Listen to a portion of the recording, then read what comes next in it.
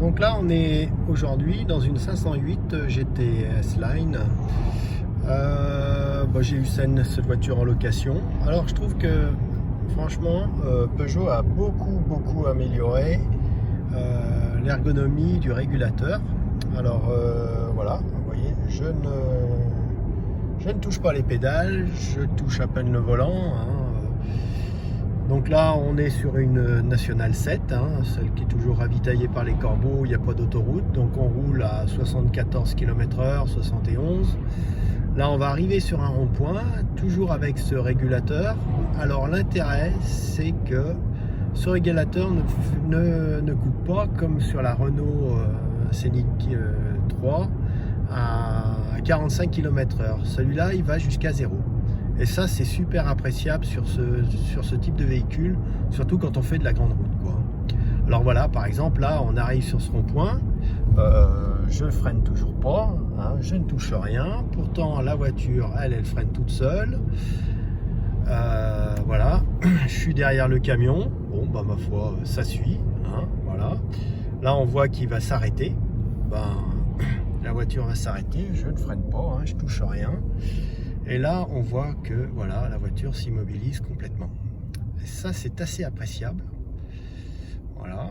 Donc là, par exemple, on redémarre, mais je ne touche pas les pédales non plus. Toujours pareil. Voilà, elle se restoppe.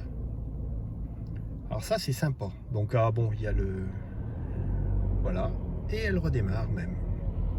Vous voyez, elle a même redémarré. Le volant, il tourne même un petit peu. Il s'adapte. Voilà.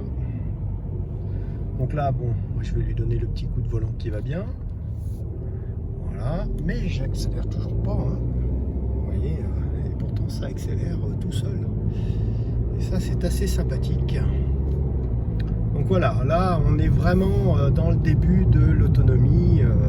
Donc là, il ne manquerait pas grand-chose maintenant pour qu'on mette un lidar derrière cette voiture pour qu'elle puisse commencer à devenir semi-autonome. Donc voilà, un gros plus, Peugeot vraiment avancé. Moi j'avais le Scénic 3 ou Scénic 4, je ne me rappelle même plus. Non, c'est Scénic 4, pardon, avec l'asservissement de vitesse qui était déjà pas mal à l'époque. Mais là, j'avoue qu'ils ont vraiment amélioré le système. Là par exemple, je suis en train de photographier, enfin de faire la vidéo avec mon portable. Et c'est mon téléphone en Apple Pay qui gère le GPS. Alors bien sûr, ils ont un GPS aussi, il n'y a pas de problème. D'ailleurs, on le voit au milieu, là, il y a le GPS directement en vue. Ça, c'est assez agréable aussi, sauf quand la cartographie n'est pas faite. Bon, j'ai eu juste un blocage sur 1000 km, là où l'Apple Pay s'est bloqué sur l'écran central de la 508. Il a fallu quand même que je m'arrête dans une aire de repos pour redémarrer tout l'ensemble. Sinon, l'écran sur le côté, l'écran central était totalement bloqué.